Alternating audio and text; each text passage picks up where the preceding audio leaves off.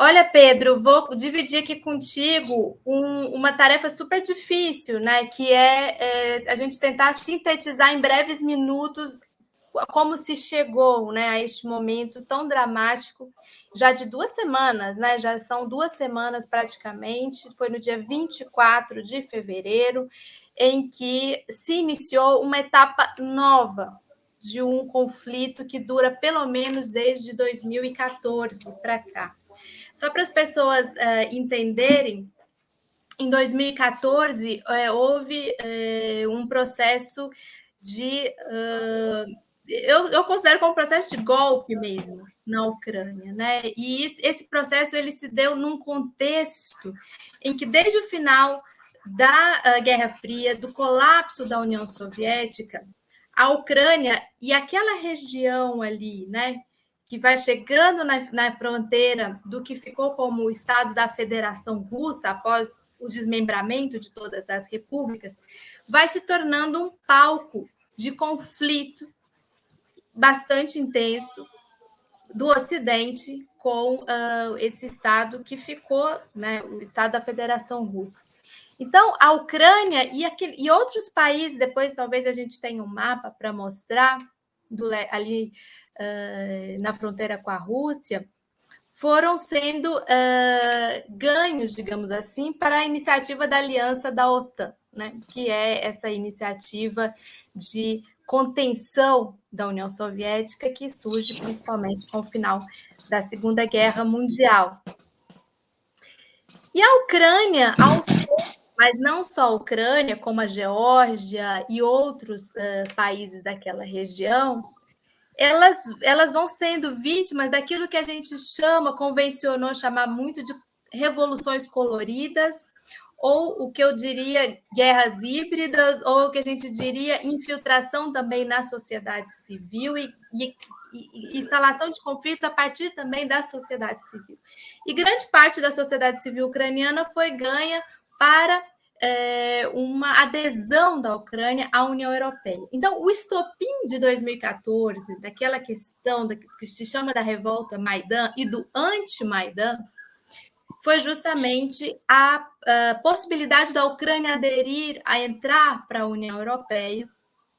Com isso, a Rússia, o governo russo, já o Putin, né, ele não admite essa hipótese, faz parte da defesa e da linha de buscar uma linha de segurança mínima, né, para o Estado russo, que esses países não aderissem completamente a essas iniciativas que são consideradas iniciativas de hegemonia de controle dos países ocidentais, principalmente Estados Unidos com a OTAN e da Europa, através dos principais países da Europa, através da União Europeia.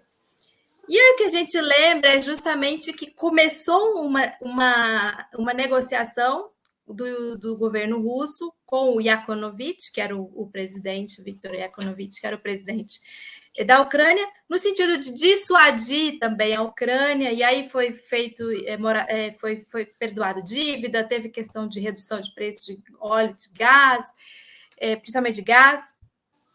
E frente a essa situação é que vem a revolta de Maidan. A questão é que, e aí eu acho que a gente não teria tempo de voltar tanto também no passado, existe uma série de grupos que acabaram emergindo justamente nesse período, grupos armados, milícias neonazistas, ligadas a alguns partidos de extrema-direita na Ucrânia, e que acabaram fazendo parte também desse contexto, né, de sublevação social. Uma coisa que eu acho que tem que ficar clara para as pessoas é que existia uma parte da sociedade civil ucraniana que realmente queria uma adesão à União Europeia, mas existia também uma grande parte da população que não queria e que foi mobilizada por um movimento também anti-Maidan. Por isso há uma dramaticidade da questão social também dessa luta, né, que se instalou ali na Ucrânia. Se for lá dentro. E os oportunistas, e os grupos oportunistas que vão se formando. E assim, e é isso que a gente tem falado muito que a imprensa não mostra, né? A imprensa ocidental.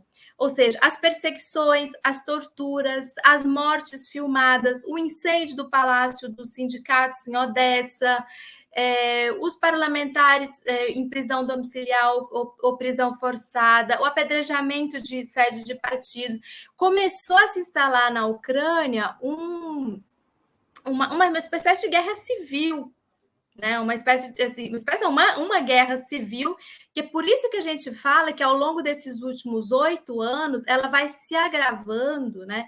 E ao não se cumprir os acordos de Minsk, que foram criados justamente nessa época de 2014, porque, como parte do anti-Maidan, vem com força o separatismo principalmente daquelas regiões onde há a população russa muito grande, os russo-parlantes, digamos assim, que é justamente a região do Donbass e a região da Crimeia, faz-se o referendo da Crimeia, integra-se a Crimeia à Rússia e fica o passivo de Donetsk e Lugansk como regiões separatistas. E justamente a não resolução dessa questão, né, do Donbass fica como o estopim de uma futura guerra. E muitas pessoas falavam isso, né? Muitos analistas falavam isso, e há, inclusive, muitos parlamentares e políticos em geral na Europa e da própria Rússia que falavam isso, né? Que se adiou essa resolução, foi se passando, não se implementaram os acordos de Minsk, são 2 acordos, Minsk I, Minsk II. O Minsk I era para a questão do cessar-fogo, o Minsk II era para justamente você fazer o referendo, fazer toda a parte de negociação, né, com aquilo ali. Então, em resumo, de um passado histórico, né, em que há grupos fundamentalistas e nazistas, fundados principalmente em algumas lideranças como Bandeiras, Stepan Bandeiras, que lá para trás, para desafiar o poderio de Stalin, aderiu a Hitler e ao nazismo, e se instalam células nazistas ou núcleos de grupos nazistas na Ucrânia, que há um link, mas não explica tudo, né?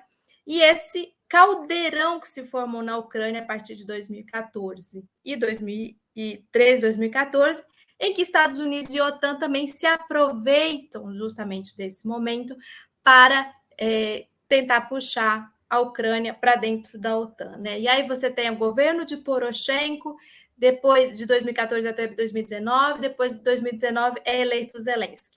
Então, só para fechar esse meu resumo, quando o Zelensky chega, já está instalada essa confusão, né? O Zelensky ele chega como parte, como ele virou, inclusive, até um certo bode expiatório de um grupo que se formou de oligarcas, de empresários, de interesses ocidentais, de organizações não governamentais também, de conduzir a Ucrânia para fora da área de influência também da Rússia e rumo ao Ocidente, né, digamos assim. E isso criou um mal-estar gigantesco com a Rússia. E nos últimos meses, anos, a gente vem relatando que muitas bandeirinhas vermelhas que foram deixadas pelo caminho foram sendo ultrapassadas, né? Quando lá atrás o Zelensky fala que um dos objetivos do seu governo vai ser resgatar a Crimeia, quando recentemente na conferência de Munique ele fala que vai reativar a questão nuclear, do investimento em armas nucleares, ou seja, foram muitas bandeirinhas vermelhas derrubadas, né? Então, vou passar para ti, Pedro, para você compartilhar com a gente que visão que você tem de todo esse processo e se a pergunta que a gente faz hoje na chamada do programa, se estamos perto do fim da guerra, ela faz sentido hoje pelo avanço das últimas negociações e porque o Zelensky falou, parece que ele falou hoje ainda, de que há possibilidades concretas de negociação no sentido de que a Ucrânia se mantenha neutra, sem adesão à OTAN. O Zelensky é o novo Rambo, né? É o Rambo 8, 9, eu não sei qual Rambo já que está. O Rambo sempre ganha, né? Ele foi a narrativa para os Estados Unidos ganharem a guerra do Vietnã primeiro, né? Depois eles ganharam o Afeganistão, né? O Rambo ganhou sozinho. E o novo Rambo agora é o Zelensky e tal. Mas a questão é, nessa guerra enfim, na guerra cultural, naquilo que o Nye já chamava lá atrás de soft power, e o Gramsci lá atrás, né, no poder da influência, né, a coisa da cenoura e não do porrete, tudo que vier daqui para frente, né, nas próximas décadas, da Rússia e da China, será extremamente demonizado, né, será maligno, será do mal. Né? E o que o Putin fez, isso já era uma tendência. Né? Vamos pegar que as Olimpíadas agora, antes de tudo isso, os Estados Unidos, o mundo anglo-saxão, né? O Império Anglo-Saxão, sempre foram 5 olhos, né? Estados Unidos, Inglaterra, Canadá, Austrália e Nova Zelândia. Né? Foi esse império que dominou o mundo nos últimos 300 anos. Né? Eles sabotaram, né? 4 desses 5 países sabotaram as Olimpíadas em Pequim, né? Auto-sabotaram. Não tinha guerra, não tinha nada. Né?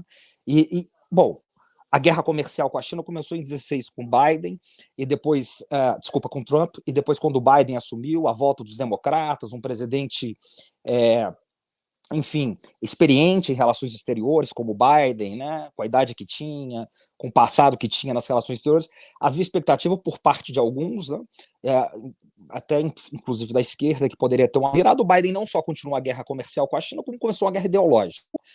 Meteu coisa da pauta dos direitos humanos, do meio ambiente, a questão enfim, de separatismo na China, envolvendo...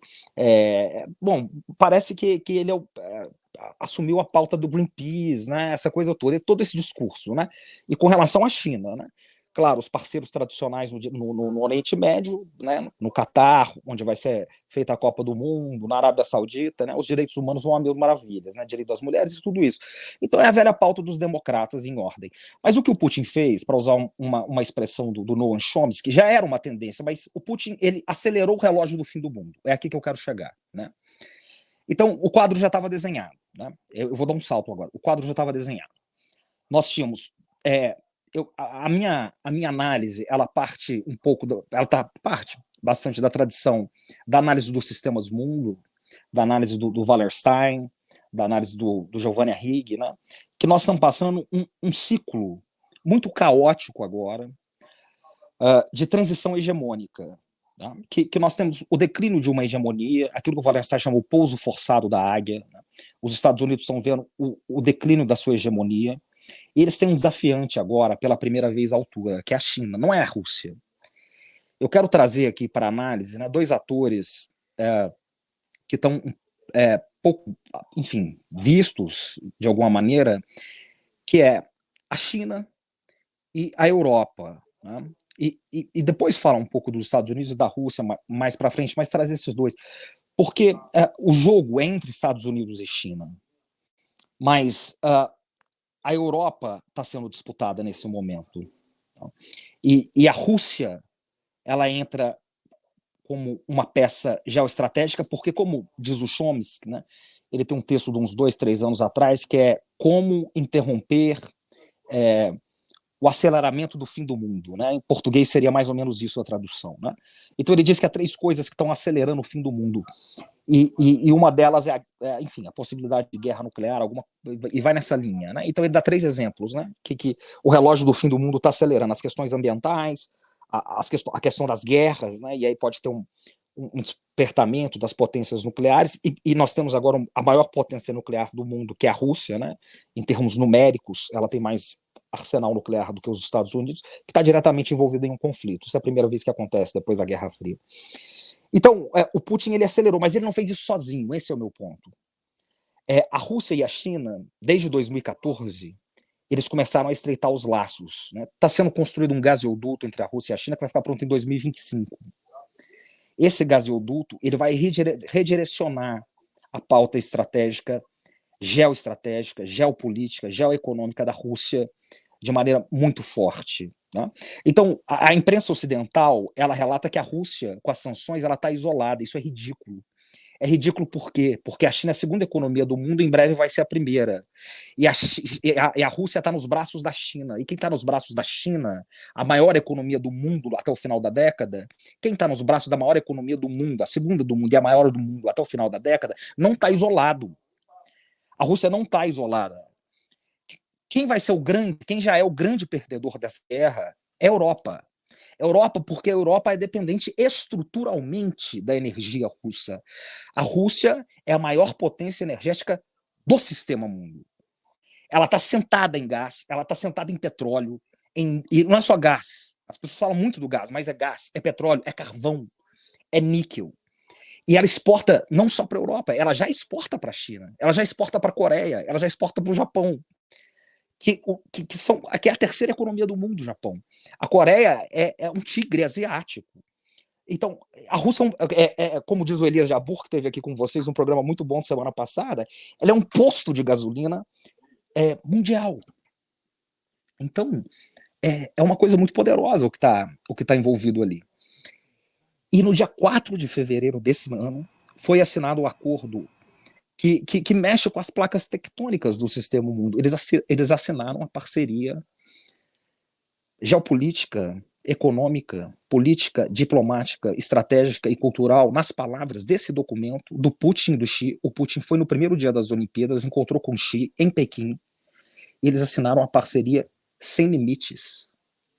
Essa parceria, na minha visão, do meu grupo de estudos ali na USP, né, eu estou escrevendo um texto sobre isso, ela é uma parceria equivalente ao que foi Westfália em 1648, ao que foi Versalhes em 1814 e 15, em 1919, ao que foi em 1814 e 1815, a Era Vitoriana, o início da Era Vitoriana, ao que foi o Pacto de Alta em 1945, ou seja, a tentativa concreta de início de uma nova ordem mundial, né? Que ordem é essa? É uma ordem euroasiática, uma ordem pós-ocidental, a primeira ordem não ocidental desde Westfália. Esse é o meu ponto, é isso que eu tenho, essa é a tese que eu tenho levantado. Então, ou seja, né, para fechar essa primeira parte, toda essa articulação e essa invasão russa, ela está desenhada há muito tempo. Então, quer dizer, quando às vezes nós ligamos aí a mídia atlanticista ocidental, esses dias eu vi um desses, especialistas dizendo que o Putin estava doido, né? Quer dizer, o Putin é o maior geoestrategista do sistema, quer dizer, o Lavrov, né? Enfim, a gente já falou, quer dizer, qualquer um que estuda minimamente a política geoestratégica russa, né? Como essa invasão ela foi desenhada, né? O relógio russo, qualquer um que já leu Tolstói, o relógio russo, o tempo russo, ele roda em outra, ele não é ocidental. Eles não têm não é fast food, né? Eles não têm o imediatismo, a nossa pressa. Essa guerra o Putin não está usando ataque aéreo. Ele está fazendo um outro tipo de guerra para ter o menos de baixas ucranianas possíveis. Ele está atacando com cautela para ter poucas baixas. Né? Ele está cercando Kiev. Ele não está nem aí para o que nós estamos dizendo aqui na imprensa ocidental, o que estão dizendo na CNN, na Fox News. Ele está cercando. A resiliência russa é outra coisa. Se você pega o documentário do Putin, as entrevistas para o Oliver Stone, ele diz, olha, faz 70 anos que eles ignoram, o Ocidente ignora que nós ganhamos a Segunda Guerra Mundial. Ninguém perdeu gente como a Rússia. Nós estamos acostumados. Eles nunca vão olhar para a gente da maneira que a história é. Então, tá tranquilo. Nós sabemos como é o Ocidente e como eles nos tratam. O que ele precisava era do respaldo chinês. E o respaldo chinês chegou. E o Xi fechou com ele. E o Xi Jinping, ele mudou a diplomacia chinesa há 2, 3 anos também. Ele não respondia ao Ocidente, ele passou a responder à altura. E esse documento travou essa aliança. E, por outro lado, a China não tem o poder militar da Rússia. E a China não se envolve em conflitos, ela não se envolve em guerra. E ela não está preparada ainda para se envolver numa guerra de igual para igual com os Estados Unidos. Por exemplo, para defender o Mar do Sul da China ou para defender, por exemplo, as questões de Taiwan. Ela não está preparada, mas a Rússia está. E a Europa tem medo da Rússia, porque a Rússia tem o exército mais poderoso e mais preparado do mundo. E o urso, eu vou fechar aqui, o urso ele só saiu da toca. Ele saiu da toca e gritou. Ele mostrou a pata só. E o que a Europa faz? A Europa, que já perdeu essa guerra, ela ela põe a Ucrânia, ela rifa a Ucrânia, não manda um soldado para lá, porque ela não pode enfrentar a Rússia de igual para igual, ela não tem ninguém que pode enfrentar a Rússia de igual para igual, e vende a Ucrânia. Enquanto isso, o Putin avança, a China respalda, a Europa derrete, os Estados Unidos, num primeiro momento, parecem que ganham por quê? Porque a OTAN foi reunificada, isso é importante, a OTAN foi reunificada, o Biden, que passa por uma dívida interna estrutural nos Estados Unidos, vai ter um aumento de popularidade repentino, mas não creio que seja duradouro, isso nós vamos ter que verificar. Mas, por fim, o grande erro geoestratégico é que eles estão fazendo o que o Kissinger fez na Guerra Fria, eles estão jogando os dois inimigos juntos de vez. O que já era inevitável agora foi acelerado. Eles estão jogando Rússia e China numa união inexorável. E isso lá na frente vai ser mortal para os Estados Unidos, né?